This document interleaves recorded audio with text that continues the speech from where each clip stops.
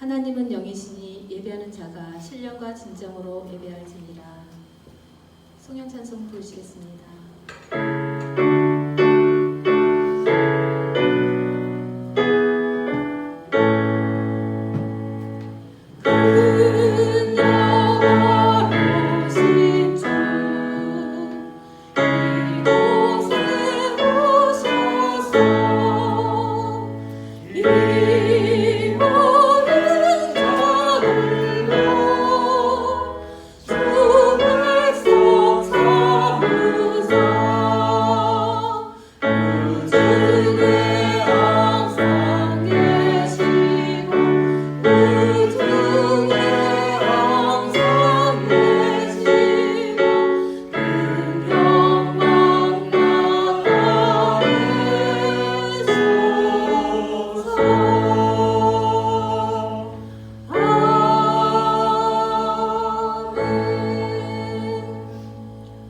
주기도문으로 우리의 신앙 고백을 드리시겠습니다.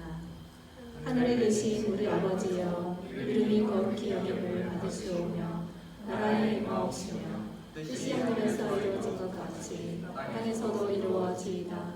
오늘날 우리에게 일용할 양식을 주옵시고 우리가 우리에게 죄 지은 자를 사하여 준 것 같이 우리의 죄를 사하여 주옵시고 우리를 시험에 들게 하지 마옵시고 다만 악에서 구하옵소서. 대개 나라와 권세와 영광이 아버지께 영원히 있사옵나이다.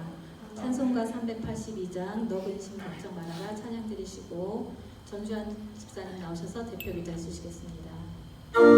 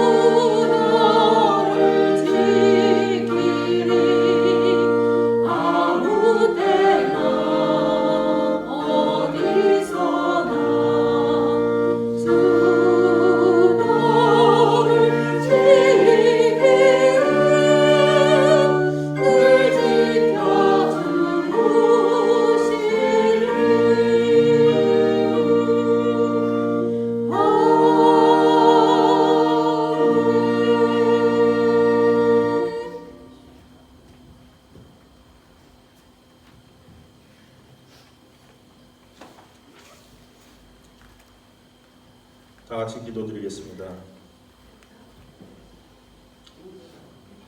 우리의 기쁨이 되시고 영원한 생명이신 아버지 하나님, 그 존귀하신 이름 위에 영광과 찬송을 올립니다. 이 땅에서 처음으로 교회의 문이 닫혔던 지난 4개월 동안 저희들을 여전히 주님의 날개 아래 품어주시고 건강한 삶까지 허락하셔서 이 자리에 다시 모으시고 예배를 드릴 수 있게 하여 주심에 감사드립니다. 미련하고 어리석고 연약한 저희들은 미처 감사한 줄 몰랐고 주님의 은혜인 줄 깨닫지 못했습니다. 교회의 문이 닫히고 나서야 이렇게 모여 예배 드릴 수 있다는 것이 내 주 그리스도의 은혜라는 것을 깨달았고, 나의 일상이 멈추고 나서야 나의 삶 속에 작은 것들 하나하나의 감사함을 알게 되었음을 고백합니다. 주님, 세상은 지금 코로나 바이러스로 우리가 한 번도 경험하지 못한 혼란과 불확실함에 고통받고 있습니다. 주님께서 우리들의 두려움을 잠잠케 해주시고 주님에 대한 우리들의 신뢰함을 희망과 기쁨과 평안으로 보답받게 해주시옵소서. 주님의 세계 교회를 강건하게 하시고 우리 주변에 도움이 필요한 사람들을 우리가 어떻게 도와야 할지 그 지혜를 주시옵소서. 그리고 이 전염병을 우리들의 영적 새로움을 포장하는 데 사용해 주시옵소서. 자유를 주는 완전한 그리스도의 법을 마음속에 새기고 지키는 사람은 듣고 잊어버리는 사람이 아니라 실천하는 사람이라고 하셨습니다. 저희들 주님에 대한 믿음과 그 실천하는 삶을 위해 간구드립니다. 나의 신앙이 교회에서 그리고 성경 속에서만 주님의 모습을 찾게 하지 마시고 어렵고 고통받는 나의 이웃들을 통해 주 예수 그리스도의 모습을 만들어가게 하여 주시옵소서. 오늘 염동철 목사님을 통해 주시는 그 귀중한 말씀 한마디 한마디마다 성령과 은혜 충만히 내려 주시옵소서. 그리고 그 말씀이 우리 삶의 밑줄 긋는 연습되게 하여 주시옵소서. 이제 시작하는 시간이오니 끝나는 시간까지 성령께서 임재해 주셔서 넘치는 은혜와 축복이 이 자리에 가득하게 하여 주시옵소서. 주님의 영광과 능력과 치유가 온 세상에 펼쳐지기를 간절히 간구하며 우리 주 예수 그리스도의 이름으로 기도드립니다. 아멘.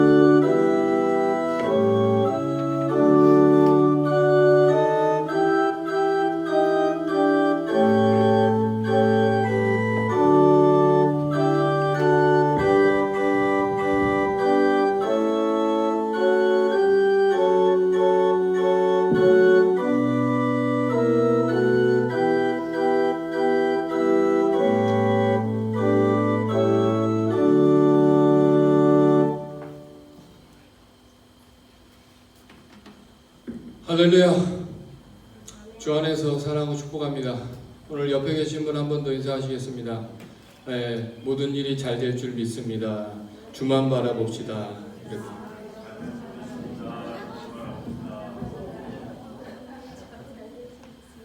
근심 걱정하지 마시고 오늘 주만 바라보시는 우리 모두가 되었으면 좋겠습니다. 오늘 염려를 주님 앞에 맡기고 오늘 하나님의 말씀에 귀를 기울이시는 그런 예배 시간 되었으면 좋겠습니다. 아멘이시죠? 예, 오늘도 함께 하신 여러분 다시 한번 감사드리고요. 오늘 은혜 받으실 하나님의 말씀입니다. 앞에 화면에서 띄워드릴 거고요. 제가 봉독해 드리겠습니다. 성령이 아시아에서 말씀을 전하지 못하게 하시거늘 그들이 부르기아와 갈라디아 땅으로 다녀가 무시아 앞에 이르러 비두니아로 가고자 애쓰되 예수의 영이 허락하지 아니하시는지라. 무시아를 지나 드로아로 내려갔는데 밤에 환상이 바울에게 보이니 마게도냐 사람 하나가 서서 그에게 청하여 이르되 마게도냐로 건너와서 우리를 도우라 하거늘 바울이 그 환상을 보았을 때 우리가 곧 마게도냐로 떠나기를 힘쓰니 이는 하나님이 저 사람들에게 복음을 전하라고 우리를 부르신 줄로 인정함이더라. 아멘. 제가 기도하겠습니다. 하나님 아버지, 주의 은혜와 사랑을 감사합니다. 일주일 동안도 우리를 주의 품에, 주의 장중에 안아주셨다가 품어주셨다가 이렇게 주의 전에 보내주시니 감사합니다. 우리가 세상의 어떠한 일로 우리가 고난을 받고 또 상처를 받고 또 지친 마음과 몸으로 왔을지라도 오늘 하나님의 말씀이 들려질 때 우리 삶의 회복의 역사가 일어나게 하옵소서. 오늘 예배 가운데 주께서 말씀하시고 성령 하나님께서 역사하시고 일하실 것을 믿고 의지합니다. 예수님의 이름으로 기도드립니다. 아멘. 오늘 끝난 것 같은데 끝나지 않은 인생이라는 제목으로 하나님 말씀 전하도록 하겠습니다. 전에 한번 말씀드린 적이 있는데요. KFC 켄터키 프라이드 치킨 창업자 커넬 샌더스에 대한 이야기입니다. 이분이 부모님과 두 동생과 함께 살고 있었습니다. 그런데 6살이 되던 해에 아버지께서 돌아가시고 그래서 어머니께서 생계를 담당하셔야 했습니다. 그래서 자연스럽게 두 동생을 돌보아야 했기 때문에 집에서 웬만한 음식을 하다 보니까 웬만한 음식은 잘할 수 있게 되었습니다. 그러다가 12살이 되던 해에 어머니께서 재혼을 하시고 어쩔 수 없이 일을 해야 되는 상태가 되었습니다. 농장 인부, 농부, 철도 노동자, 페인트공, 타이어 영업사원, 유람선 주유소 직원 등 안 해본 일이 없이 닥치는 대로 일을 했고요. 그런데 하지만 그의 성실함은 누구에게도 지지 않았습니다. 열심히 일해서 알뜰살뜰 번 돈으로 주유소 레스토랑을 차렸고요. 뛰어난 요리 실력 때문에 번창을 했습니다. 그런데 그것도 잠시뿐이었고요. 가게 앞으로 고속도로가 생기는 바람에 손님들의 발길이 끊어지게 되었습니다. 그래서 1년 만에 완전히 파산을 했습니다. 다시 빈털터리가 되었습니다. 그때 그의 나이 65세. 그때 그가 가진 전 재산이 정부 보조금 $105였고요. 지겹게 가난과 함께 싸우며 살아왔는데 여전히 그는 가난했습니다. 그 정도면 포기할 만도 한데 수중에 있는 돈을 다 모아서 낡은 트럭을 샀고요. 그리고 압력밥솥을 사서 전국을 다니면서 그가 가지고 있는 요리 기술인 치킨 맛있게 튀기는 기술을 팔기로 했습니다. 그 당시에는 프랜차이저 개념이 없었지만 그가 가진 치킨을 맛있게 튀기는 기술은 특별했기 때문에 그 기술을 팔아서 돈을 벌 수 있을 거라 굳게 믿었습니다. 그래서 트럭을 실어게 싣고 전국을 다니면서 그 기술을 팔려고 노력을 했는데요. 트럭에서 잠을 자고 주유소에 가서 씻고 그가 가진 기술로 요리를 해먹으면서 전국 곳곳을 들러서 기술을 팔려고 노력을 했습니다. 하지만 그의 기술을 쉽게 사주는 사람이 없었고요. 심지어 구정물을 퍼붓기도 하고 또 미친 사람 취급하기도 하고 그의 많은 나이 때문에 무시를 당하기도 했습니다. 그러나 계속 도전을 했고요. 거절의 실패를 경험하고 나면 또 더 나은 방법으로 다른 방법으로 도전을 계속했고 될 때까지 도전했습니다. 고된 생활을 한 지 3년 거절당한 것도 1008번이나 되었고요. 그리고 마침내 1009번째 어느 레스토랑에 찾아간 레스토랑에서 드디어 계약을 따냈습니다. 치킨 한 조각당 4센트의 로열티를 받기로 계약을 하게 된 것이고요. 이것이 바로 KFC의 시작이었습니다. 지금은 전 세계 100여 개국에 13,000여 개의 지점이 매장을 가지게 되었고요. 양복 차림에 온한 이 노인이 할아버지가 문 앞에 서 있게 되었습니다. 그가 이런 말을 했습니다. 훌륭한 생각, 멋진 생각을 하는 사람은 무수히 많습니다. 그러나 행동으로 옮기는 사람은 드뭅니다. 저는 남들이 포기할 만한 일을 포기하지 않았습니다. 포기하는 대신 무언가 해내려고 애썼습니다. 실패와 좌절의 경험도 인생을 살아가면서 겪는 공부의 하나랍니다. 현실의 슬픈 그림을 바라보지 말고 그것이 다가왔을 때 그 현실을 보지 말고 멋진 미래를 꿈꾸세요. 그리고 그 꿈이 이루어질 때까지 앞만 보고 달려가세요. 인생 최대의 난관 뒤에는 인생 최대의 성공이 숨어 있답니다. 요즘 같은 코로나19 바이러스의 고통 속에서 우리는 참 좌절하기 쉽습니다. 그래서 아무것도 시도하지 않고 도전하지 않고 무기력해진 삶을 살아가는 우리들의 모습을 보게 됩니다. 누구나 삶의 실패와 좌절을 경험할 수 있습니다. 이런 말이 있습니다. 인생은 실패할 때 끝나는 것이 아니라 포기할 때 끝나는 것이고요. 최후의 승리자는 넘어지지 않는 사람이 아니라 넘어질 때마다 다시 일어나는 사람이다. 우리가 그리스도인으로서 절대 포기하지 말아야 할 것이 무엇입니까? 하나님을 사랑하고 내 이웃을 사랑하고요. 말씀대로 살아가고 또 복음을 전하며 살아가는 삶은 우리가 포기하지 말아야 합니다. 선을 행하되 낙심하지 말지니 때가 이름에 거두리라. 사랑하는 자들아, 흔들리지 말며 경고하며 주의 일에 더욱 힘쓰는 자들이 되라. 너희 수고가 주 안에서 헛되지 않은 줄 알미니라. 할렐루야. 하나님의 영광을 위해서 복음을 전하는 삶을 포기하지 않았던 사람이 성경에 있습니다. 바로 사도 바울입니다.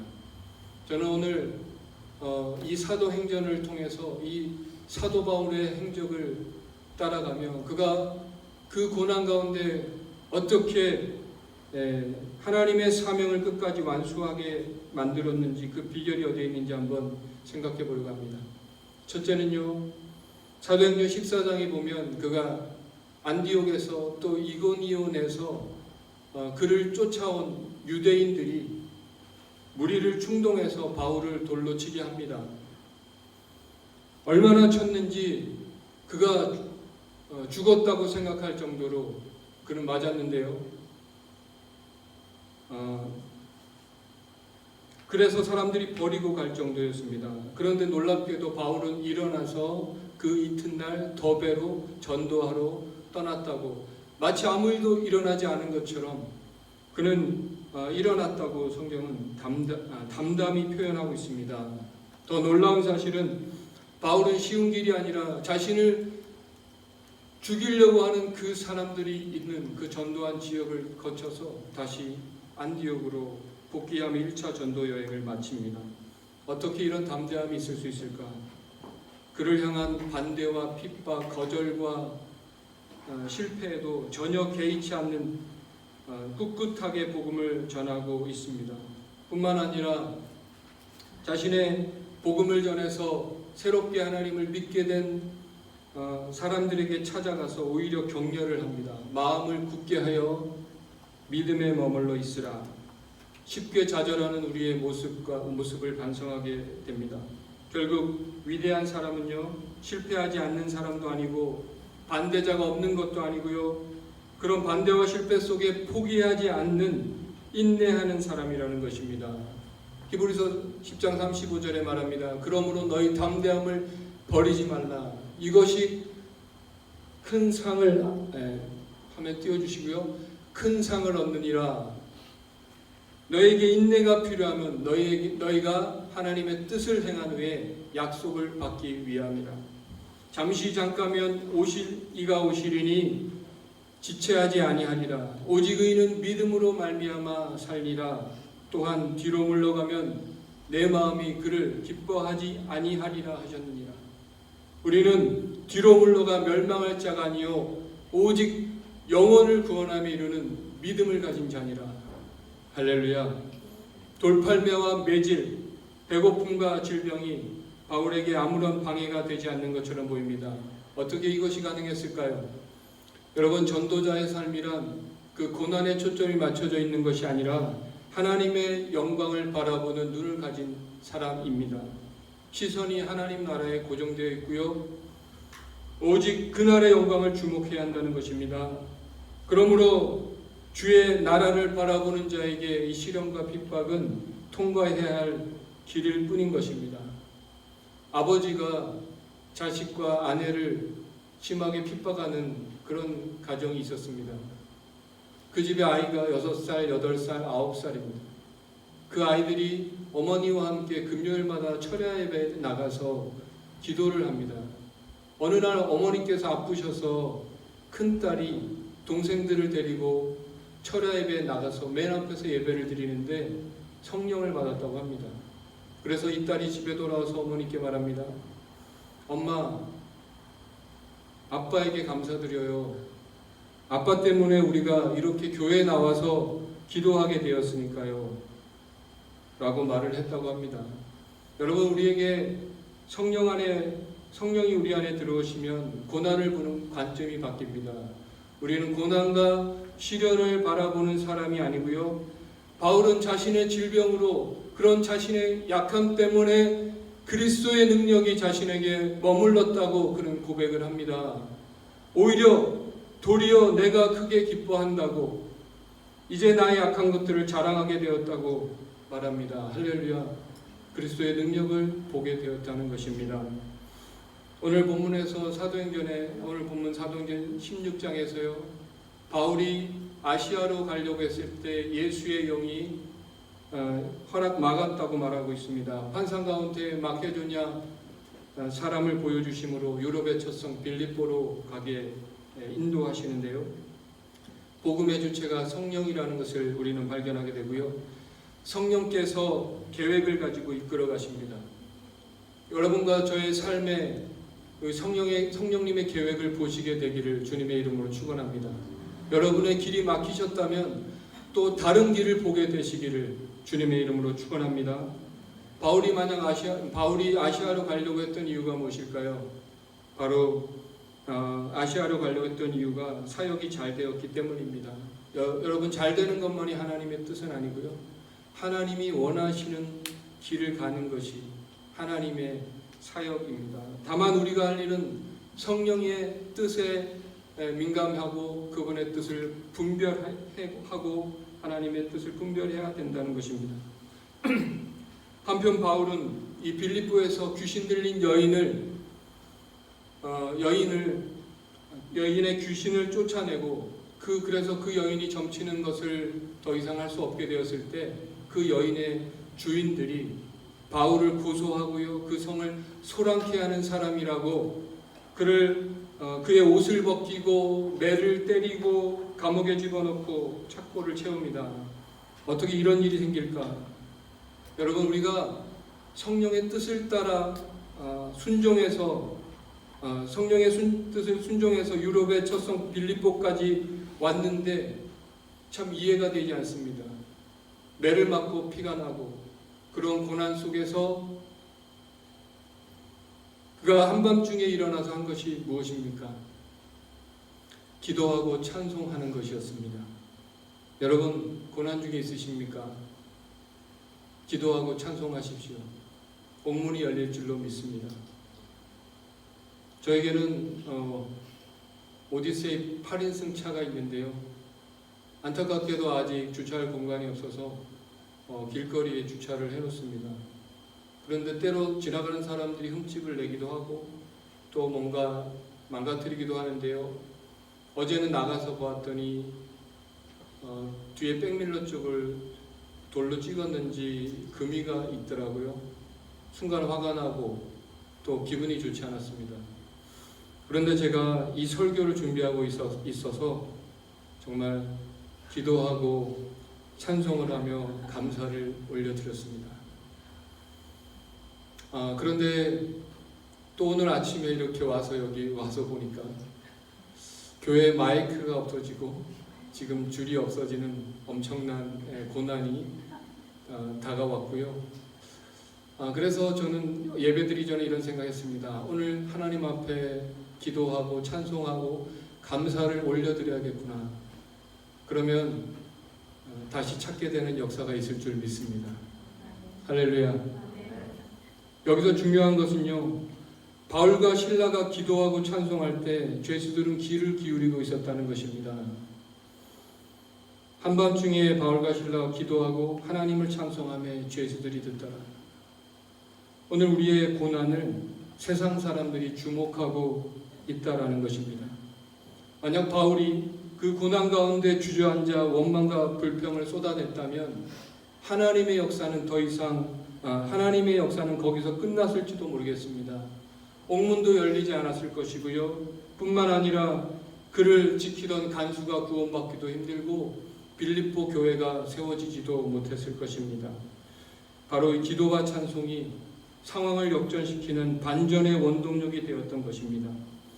하나님의 역사를 드러내시기 위해서 때로 우리에게 시련과 고난을 주시는 것을 볼 수 있습니다. 그러나 변함없는 믿음을 보일 때 우리 삶에 일하시는 반전의 하나님을 경험하게 될 줄로 믿습니다. 고난은 우리의 믿음을 증명할 때고요. 또 하나님의 역사를 볼 때입니다. 결국 빌립보 교회는요, 바울의 눈물과 기도 그리고 희생, 성령님의 역사로 세워진 교회입니다. 세 번째로 그럼에도 불구하고 고린도전서 2장 3절에는요. 고린도에 있을 때 약하고 두려워 힘이 떨었다고 고백을 합니다. 위대한 바울이었지만 성정이 우리와 같은 사람이었고요. 그는 여전히 두려워했다고 그가 이런 위대한 사역을 감당할 수 있었던 결정적인 이유는 역시 때때로 하나님께서 주시는 약속과 위로였습니다. 때로는 이 시대에 우리가 그리스도인으로 살아가는 것이 고독하고 소외되었다는 느낌을 받을 때가 있습니다. 혼자 외로운 싸움을 하고 있다라는 생각이 들 때가 있고요.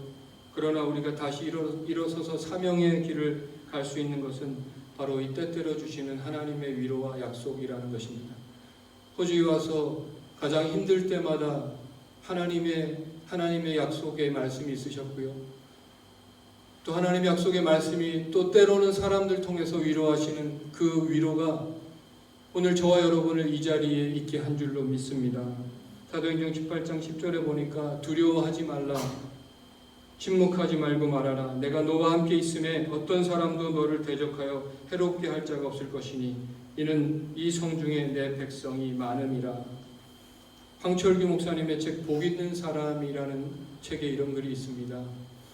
뉴 잉글랜드 감리교단의 별로 알려진 스테판 올린이라는 목사님은요, 한때 절망하고 낙심해서 목회를 그만두려고 했습니다. 그러던 중 꿈을 꿨는데요, 그런 굉장히 딱딱한 부수기 힘든 바위를 힘을 다해 꽃갱이로 부수고 있습니다. 아무리 내리쳐도 자국 하나 남지 않은 그 바위를 보면서 포기하려고 했을 때 어느 나그네가 말합니다. 당신은 그 일을 하나님께 받지 않았습니까? 그런데 왜 그 일을 그만두려 합니까? 헛되다고 느꼈기 때문이요. 이 말에 나그네가 이렇게 대답합니다. 바위가 깨지든 깨지지 않든 당신의 의무는 바위의 곡괭이를 내리치는 일이요. 그것만이 당신의 손에 달린 일이지 그 결과는 당신에게 달린 것이 아니요. 이 사실을 기억하십시오. 우리가 신앙생활 하다 보면 자주 절망합니다. 특별히 전도하다 보면 우리의 수고가 헛되다라고 느낄 때가 참 많은데요. 기도도 마찬가지입니다. 아무리 기도해도 아무런 변화가 일어나지 않는 것처럼 보입니다. 그러나 하나님께서 맡긴 자에게 구하는 것은 충성이라고, 우리는 단지 순종만 하면 되는 것입니다. 그 결과는 하나님께서 책임지시는 것이죠. 우리가 자주 실망하는 이유는 우리가 생각하는 대로, 우리가 생각하는 때에 결과가 나오지 않기 때문인 것입니다. 하나님이 일하실 것이고요. 우리는 복음을 전하는 것이고 우리는 기도할 뿐입니다. 전에 한번 말씀드린 적이 있는데요. 뛰어난 세일즈맨들은요, 어느 한 날에 한 달치 실적을 하루에 올릴 때가 있다고 합니다. 운이 좋아서 그런 것이 아니라 그동안 뿌려놓았던 결실을 그 하루에 거둔 결과라고 하는 것입니다. 안 되는 날은 안 되는 것이죠. 그러나 그런 날도 돌아보면 좋은 결과를 얻기 위한 미천이었다고 말합니다. 당장 어떤 결과가 나오지 않아도 헛된 시간이란 없다라는 것입니다. 영적인 세계도 마찬가지인데요. 일이 되어간다는 것은요, 그동안 우리의 수고와 기도가 헛되지 않았음을 증명하는 것입니다. 아무런 결과가 없는 것처럼 보일 때에도 전도하는 것과 기도하는 것과 또 수고하는 것을 포기하지 마시기 바랍니다. 요즘같이 저녁 8시 10분 기도운동, 여러분 기도를 계속 쌓아주시고요. 포기하지 마시고 계속 기도해 주시기 바랍니다. 때가 이름에 하나님께서 거두실 것입니다. 어떤 목사님께서 이런 간증을 하는 것을 들었습니다. 자신이 안진뱅인지요 다리 걷지 못하는 분을 기도를 해줬는데 일어났다는 것입니다. 그 소문을 듣고 다른 또 어떤 청년, 다리를 못 쓰는 청년이 와서 기도를 받았는데 이상하게 이 청년이 일어나지 못하더라는 것입니다. 그래서 목사님이 하나님께 기도했습니다. 하나님, 왜 이 청년은 또 이 사람은 일어나고 못 일어납니까? 그때 하나님 주신 말씀이, 이 나은 사람은 그 사람을 위해서 기도하는 사람이 많다라는 것입니다. 그래서 그 기도가 쌓여서 그 사람을 낫게 했다는 것입니다. 기도는 헛되지 않습니다. 여러분의 기도가 쌓인다는 것을 기억하시기 바라고요. 계속 기도하시기 바랍니다. 물은 99도까지 아무 일도 일어나지 않는데 1도 차이밖에 되지 않지만 100도가 될 때 끓습니다. 이것을 임계점이라고 하는데요. 아무런 변화가 없는 것 같은 시간을 잘 참고 견뎌야 합니다. 지금 우리가 거두는 것은요, 우리가 언젠가 뿌린 씨앗을 거두는 것이고요. 아무런 심지 않았다면 거둘 것이 없습니다. 전도의 씨를 뿌리고 기도의 씨를 뿌려야 거둘 것을 기대할 수 있습니다. 씨를 뿌렸다면 인내하시기 바랍니다.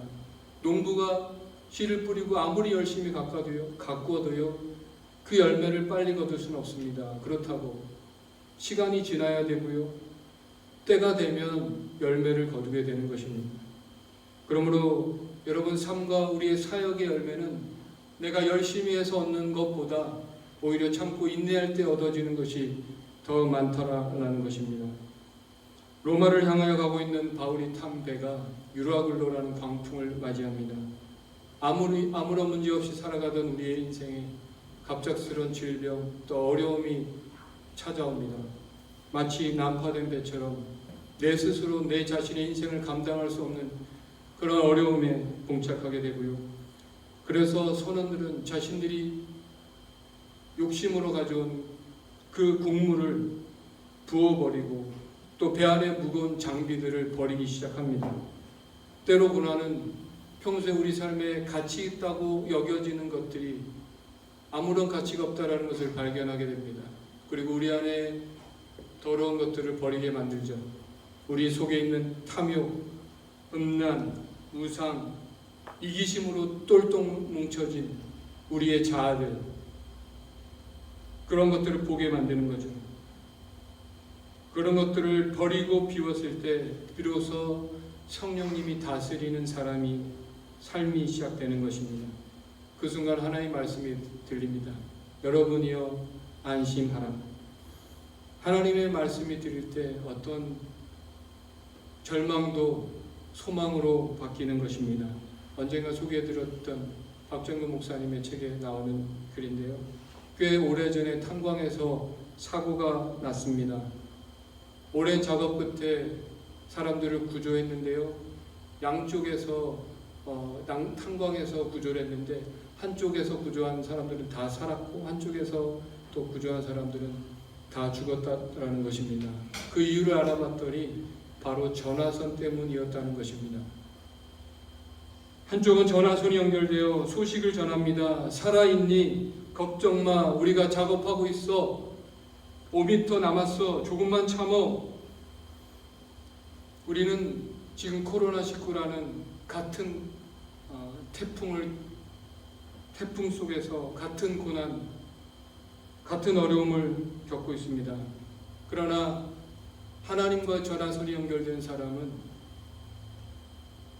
이 태풍 속에서 흔들리지 않을 뿐만 아니라 절망 가운데 있는 사람을 위로하는 삶을 살 수 있다라는 것입니다. 할렐루야.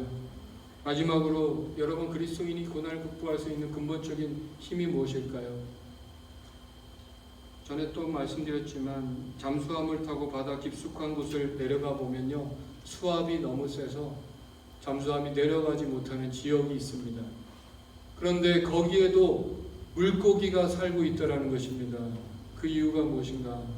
그 물고기의 내면의 압력이 강하기 때문에 외부의 압력을 견딜 수 있다는 것입니다.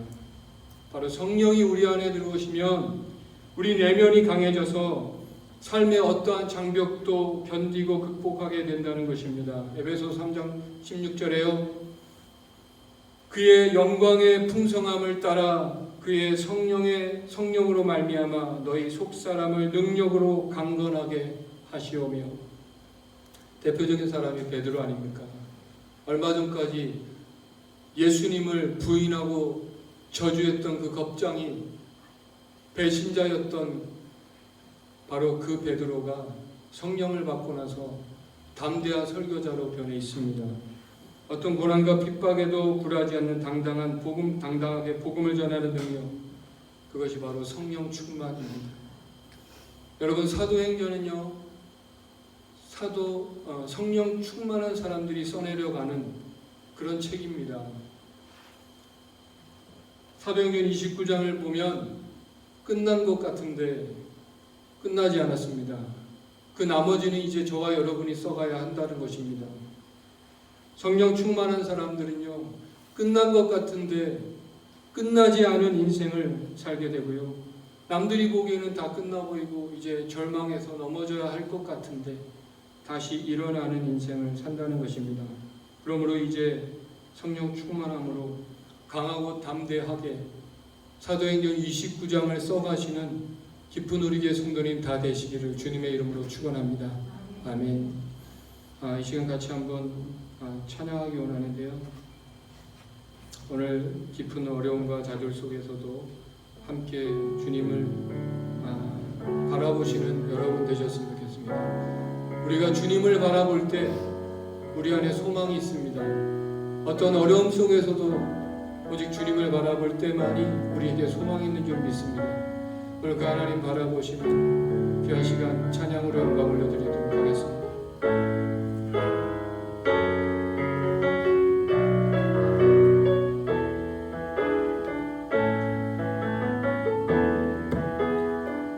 나의 영혼이 잠잠히 하나님만 바라며 나의 구원이 그에게서 나는도다. 나의 영혼아 간절히 여호와를 갈망하며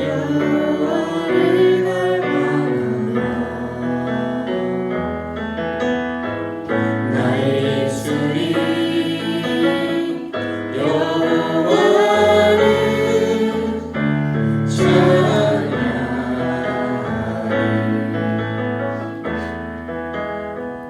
나의 영혼아 잠잠히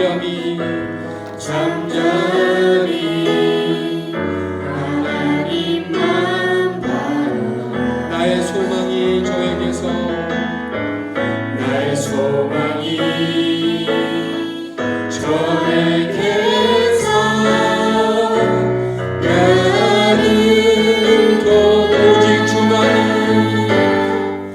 오직 주만이 나의 반석 나의 구원이시니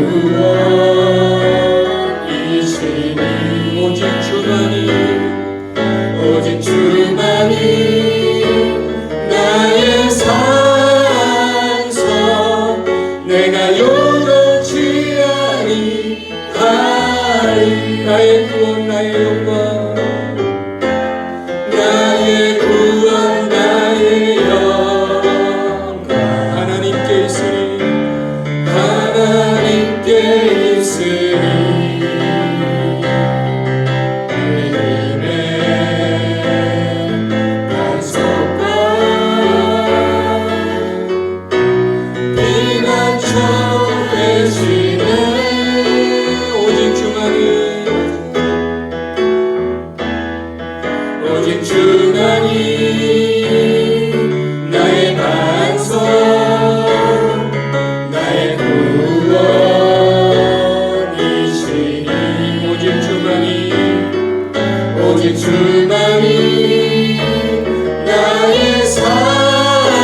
산성 내가 요동치 아니하리.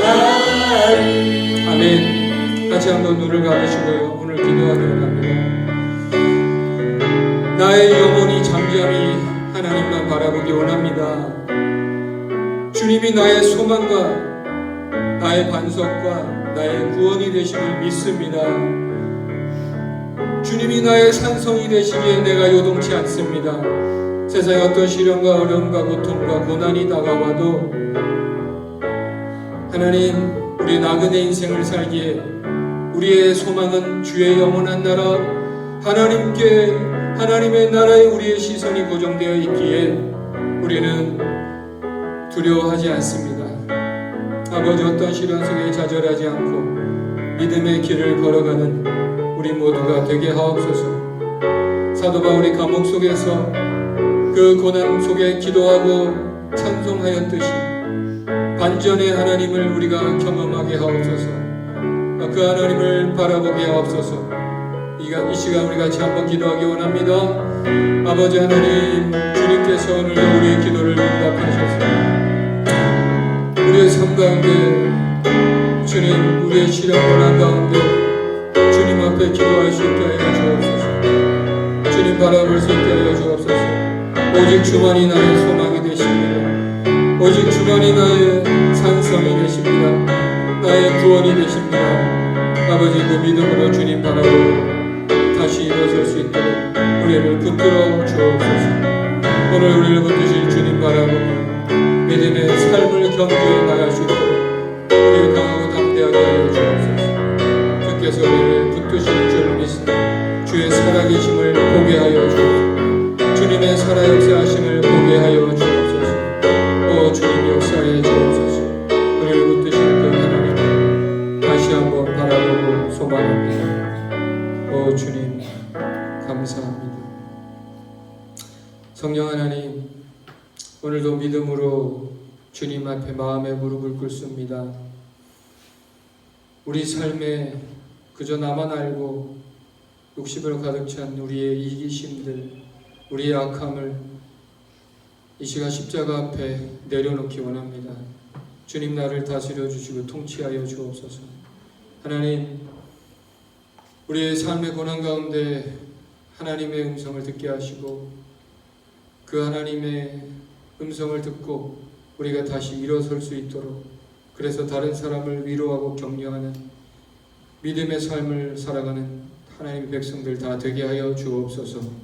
오늘도 하나님, 우리의 손을 붙들어 주심을 감사합니다. 예배 가운데 나와서 힘들지만 주의 말씀을 듣게 하셔서 감사합니다. 오늘 이 말씀이 우리 마음밭에 심겨져서 30배, 60배, 100배 자라게 하여 주옵소서. 하나님께서 우리를 그렇게 만드실 줄 믿습니다. 예수님의 이름으로 기도드립니다. 아멘. 옆에 계신 분 한번 인사하실까요? 우리 집사님, 권사님은 끝난 것 같은데 끝나지 않은 인생이십니다. 어렵습니까? 한번 해주세요.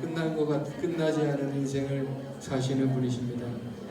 예, 하나님께서 다시 일으켜 세워주셔서 여러분과 저의 삶을 통해서 일하실 줄 믿습니다.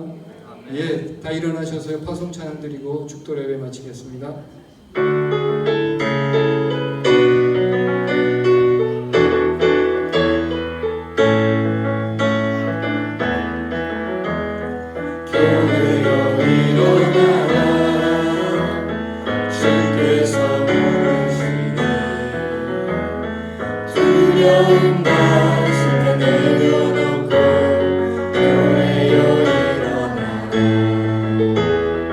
교회여 일어나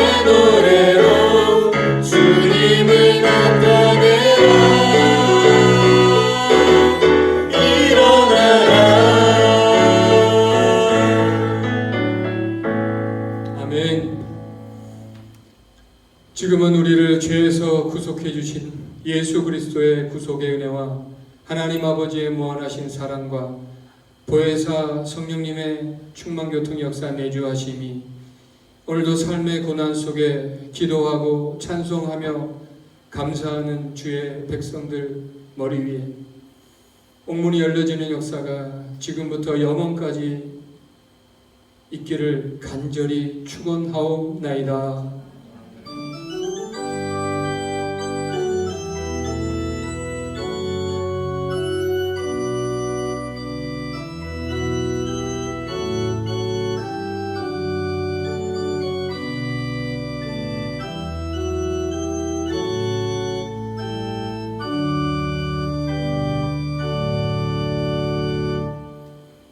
우리 예배를 마쳤습니다. 우리 하나님께 영광의 박수 올려드리겠습니다. 사랑하는